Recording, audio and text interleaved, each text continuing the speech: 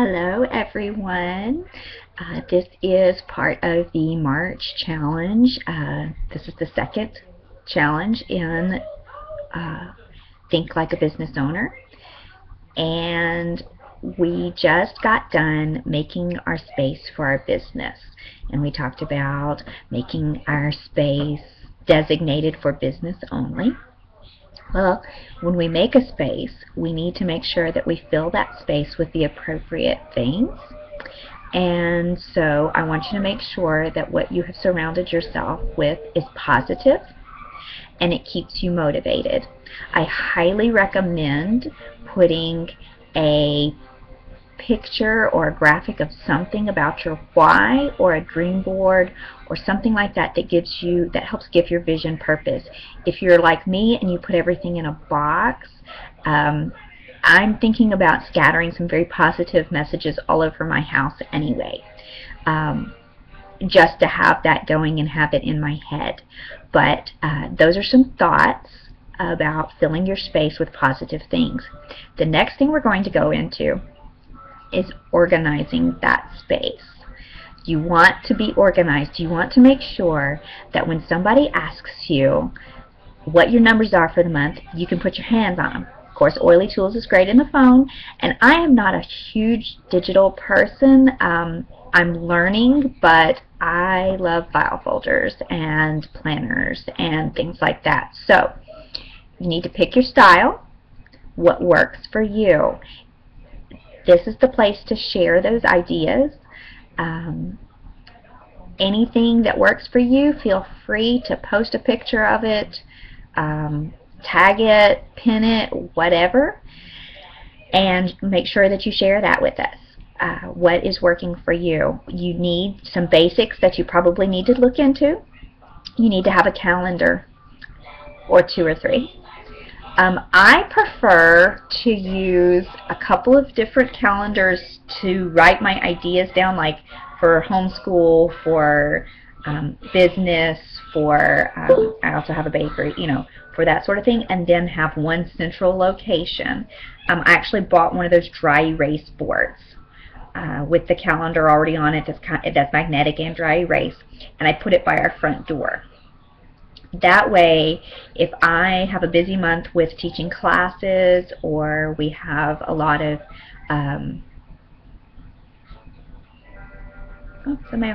we have a lot of personal stuff going on that month, it's by the front door. You can look at it as you go out the door.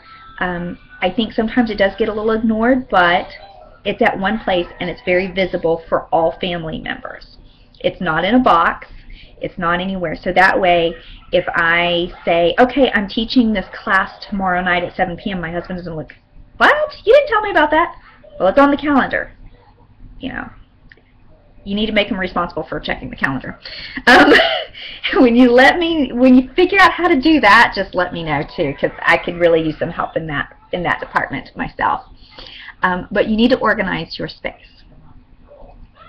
So make it pretty. Make it tasteful, make it visually appealing so you like to be there, that it's positively uplifting, pictures of your kids. Because this is a home office and this is your space, I know when you work for companies, a lot of times I tell you not to put personal things in your office because it's not very professional. This is the huge difference in working for someone and working for yourself. Your space can be as attractive as you need it to be. It can be as lovely as you need it to be. It can be as sentimental as you need it to be. Just make it your space and make it a place where you want to be, because you're going to be spending a lot of time there no matter what. When you get up into the higher ranks, you're going to have more people. You're going to have more care calls, and you're going to sit in that space. So make it positive and make it encouraging. And you can't go wrong. You don't have to have a big, huge room. I also encourage you to organize your class supplies. And I'll post it. Kirsten has class in a box. Melissa Peffing talks about having a big cabinet in her closet where she keeps all of her handouts and things like that.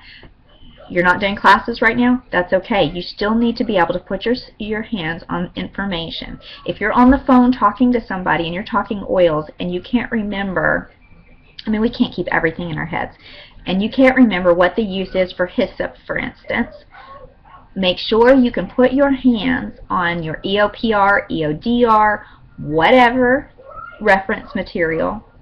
If you're talking to somebody about releasing emotions with your oils, you need to have that book where you can put it, where you can put your hands on it quickly. If you're on the cell phone or on the landline or whatever, conducting business, and somebody asks you a question, you need to be able, it's a lot more professional to say, give me 1 second to look that up for you, than say, oh, I need to look that up, can I call you back? Because then you're going to look more professional. Oh, I have that right here. Let me look that up for you. You've got an interested party on the line. Don't break the interest by saying, I need to call you back. Because then they may have time to think about something else or get distracted, or maybe for your competitor to call them up or a cross-line member to call them up and chat with them. So you need to have that at your fingertips. Introvert or not, being prepared is one of the best things that you can do as a business owner. You can't think of everything, I understand that, but at least have what you do have and what you do know ready at your fingertips. Have your resources ready. And the best way to do that is to be organized. So you need a calendar. I highly recommend having some sort of an address book, a file folder with your downlines information in it, a binder. I'm creating a binder right now that has all of my downlines information in it. Their contact information in case I have to be away from my computer for some reason, or my computer crashes. Anything can happen. But my downlines information and their abundance trackers are all going in for business building purposes. They're all going in a notebook. And that way, God forbid, even if the house catches on fire, you just grab that and run.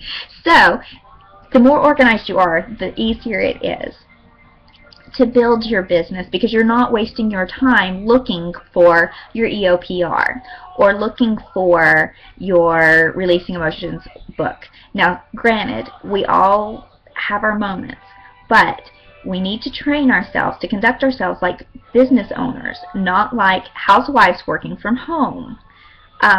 It's a mindset. It has nothing to do with what you're physically doing. It has to do with how you perceive yourself. So, get some belief, get some grounding, and get organizing. It really shouldn't take that long. And most of the time with this business, you can kind of organize as you go. But go ahead and set aside an afternoon and get organized. Make your space pretty. Make it lovely. And make it so that you can do it. And then, here's my trick. My personal trick is I'm going to have to teach my kids to stay away. Nobody's allowed to touch my stuff. Or if they do, they put it straight back, right? So, that's your challenge for today. And I can't wait to hear what you've done. I want to see pictures. I want to see what's working for you, what's not. I want to see how you are doing the organization thing. Be blessed.